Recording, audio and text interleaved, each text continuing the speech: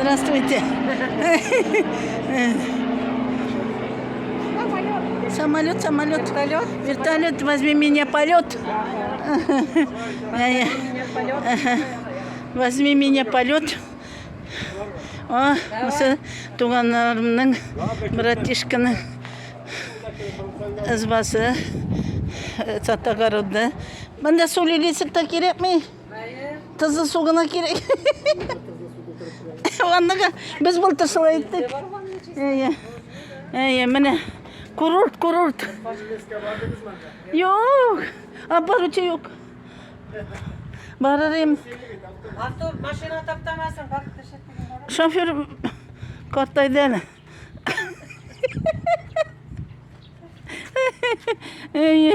Evet. Şimdi motor. İsimden bilmem indi. Bu ne? Roza çiçekleri mi?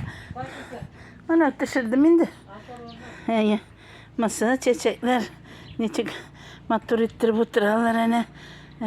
Ona. Bunda balalar oynatırgan yerde. Ana katotsiklerge. Bunda o başta da evet. Ana motor ittirip klimatiz diler mi? İsmi çiçek atıp oturan büyük motorgana. Bak. Masa berengi uçastıkları. Ne? Berengi bisi otura. Yakşıgana ittirip motorgana ittirip. Ana biz ikilgene konakka barılıp yattalar.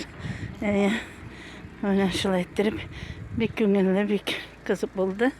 Mene nindi motor çiçek. Ay nindi. Subhanallah. Evet. Nasıl tiplitseler alarga kıyarlar ana mana pomidorlar visi butralar indi mana neçik motor ittirip yasaganlar oy nasıl ittirip masa тоже pomidorlar visi butra mana şimdi motor ittirip yakşı ittirip ana barsı da kırt itken kırt ittirip yasaganlar молодцы.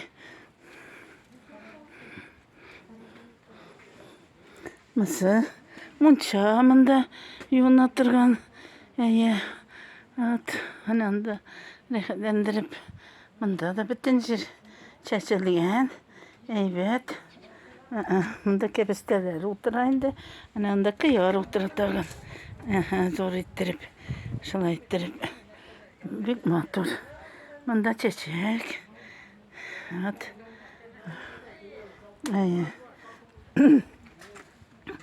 Hani siyasıp tıralar, kadaçalar bilen, kadallar bilen.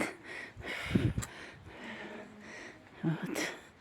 Şimdi motor. Nasıl? Pituşuk. Motor, pituşuk.